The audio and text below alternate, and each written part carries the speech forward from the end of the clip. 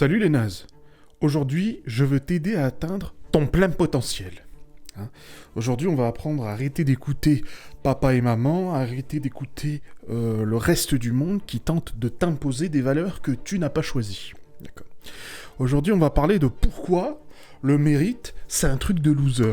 D'accord. Donc, le mérite, c'est un truc pour la fiction. D'accord. On a le gentil travailleur et puis le méchant qui vole et qui tue. D'accord. Sauf que c'est pas ça la vie. C'est ce qu'on va voir aujourd'hui avec Jenna qui nous accompagne. Alors déjà, voilà. Moi, je voulais commencer par ça. Le mérite, c'est très souvent une histoire de vertu, une histoire de bonté, de morale. Malheureusement, la vertu, la morale, tout ce genre de choses, c'est très subjectif. Je veux dire que c'est à l'un ou à l'autre, chacun a la sienne. Mais le mérite encore plus, puisque je superpose ma morale, je la pose sur ta personne. Ce qui n'a pour moi ni queue ni tête, d'accord ? Et ce qui est défini généralement par un groupe, par un individu. Donc, on a littéralement des gens qui veulent choisir pour toi, de manière indirecte. Alors tu vas me dire, je m'en fous, ils peuvent pas me forcer. Oui et non. Oui et non. Et dans ce cas-là, il faut être puissant. Le groupe a la sale tendance, un peu comme les crabes, à tirer le reste vers le bas. Donc certes, ils vont pas venir te tabasser, du moins j'espère pour toi, après ça dépend peut-être de tes convictions. Et je parle pas de choses illégales, quand je dis que tu ne suis pas la morale, je parle pas de tabasser des chiots, pas du tout. Mais ces gens-là vont continuer à te mettre une pression sociale extrême, sans même s'en rendre compte, puisque c'est totalement naturel. Encore une fois, j'en ai parlé souvent dans mes vidéos. On n'a pas beaucoup changé en tant qu'être humain. L'aspect social, quand t'étais dans les cavernes, c'est la vie ou la mort. Si t'étais rejeté par le groupe, ça fait mal. Donc ce que je te dis, littéralement dans cette vidéo, c'est d'affronter la tornade. Donc si t'arrives à te défaire de ce que la morale des autres t'impose, tu es un dieu. Tu viens de Krypton, tu es puissant. C'est difficile, et c'est normal. Mais... D'accord, quelque chose qui était assez intéressant là-dedans. Attends, je vais pas parler de ça directement, je voulais parler de ça. D'accord. Une vie qui est vécue dans les rêves, dans la fantaisie des autres, finit toujours en tragédie.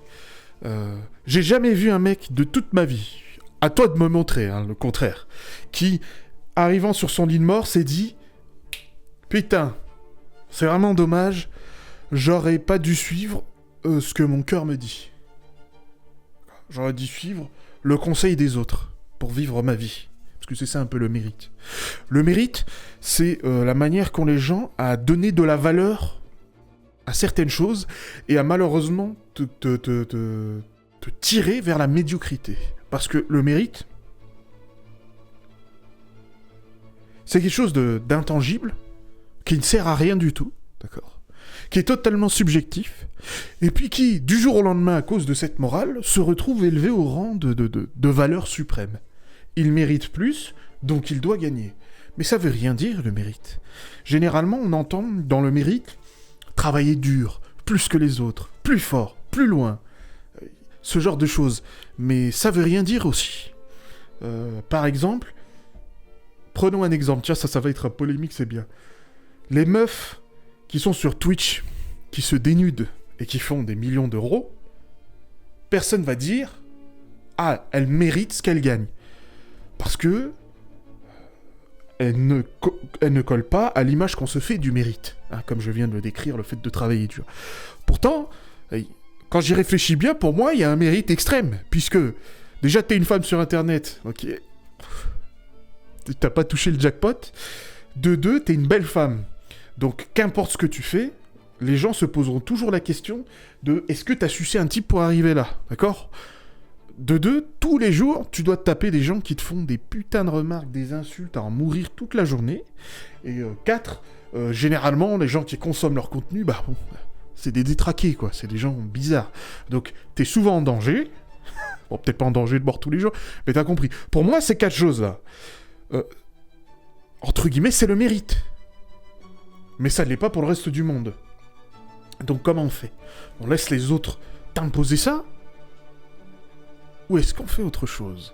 Alors, très souvent, le mérite, quand je vois il mérite plus, c'est préparer sa future défaite.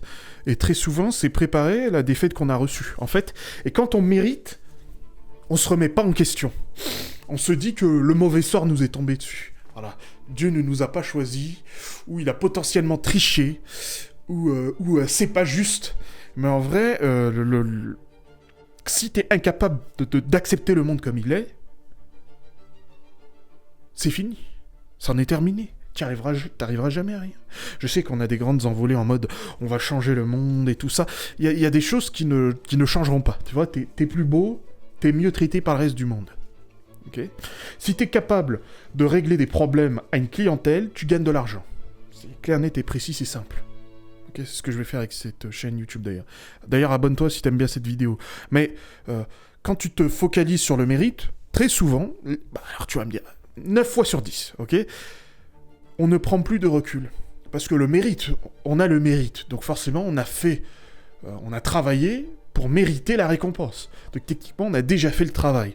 Donc forcément, quand tu vas juger ce que tu as fait pour savoir si c'est bien ou mal fait, tu y vas avec des lunettes teintées de rose, quoi. Tu le vois avec le slogan de la morale, quoi. Moralement, tout le monde juge que voilà, je mérite. Mais ça veut rien dire du tout. Ça veut rien dire du tout. Et surtout, en vrai de vrai, c'est particulièrement arrogant. Parce que le mérite, comme j'ai dit, c'est souvent associé au travail, au fait de travailler dur, et le fait de se dire « il mérite », ça impliquerait qu'il aurait plus travaillé, ou mieux travaillé que les autres. Qui me semble un peu arrogant, tu vois, ça me paraît un peu paradoxal. Donc il y a ça aussi, quelque chose d'assez important, voilà. Le mérite, point super important, ça te force à limiter tes options. C'est-à-dire que tu vas pas faire certaines choses. Comme j'ai dit, là, je parle pas que du mérite, je parle de la morale dans son intégralité. Le mérite en fait forcément partie, c'est une valeur morale. Mais ça te force à limiter des options. Prenons par exemple, bon, c'est un cas extrême, mais si t'es musulman, t'as pas le droit d'accéder au crédit, parce qu'il y a des intérêts, dans ta religion, c'est interdit. Pour moi, ça te force à limiter tes options. Le monde, pour moi, il est fait pour être joué. Il y a des règles tacites, des fois qu'on ne connaît pas, qui sont cachées. Mais si tu limites déjà tes options, et qu'en plus, dès le départ, t'as pas été béni par les dieux, t'es pas riche, t'as pas de connaissances, t'es pas beau, tu joues contre toi, frère. Tu joues contre toi, à un moment donné. Donc, alors évidemment, l'exemple est extrême, mais le mérite, par exemple, de travailler dur, ça serait très mal vu de, je sais pas, gagner ton argent en faisant du trading. Parce que trading, finance, c'est le monde sombre, c'est les gens qui appauvrissent les autres, c'est des gens arrogants. Tu vois, on associe tout ça à une mythologie particulière. Hein. Pourtant, ça demande des compétences. Mais en termes de morale, en termes de mérite, en termes de... Tu vois, tu vas pas avoir la même chose qu'un type qui se casse le dos. Moi, mon père s'est cassé le dos. Alors, évidemment que tout le monde lui a dit, et c'est le cas, forcément, il s'est cassé le dos. Il est à la retraite. Mais si je lui pose la question maintenant, est-ce que ça valait quelque chose ? Non. Non. De se casser le dos pour montrer qu'on est quelqu'un de méritant, sans jamais obtenir de promotion, sans jamais être payé. Si on t'aime, eh ben on te paye plus cher que les autres. C'est ça l'amour. Dans une boîte, si on t'aime, t'es mieux payé que les autres. Ça me paraît logique. Donc c'est bizarre. Ah oui, point aussi important. Alors là, ça va sortir de nulle part. Mais les méritants, les gens compétents, très souvent que je vois être des personnes vachement compétentes,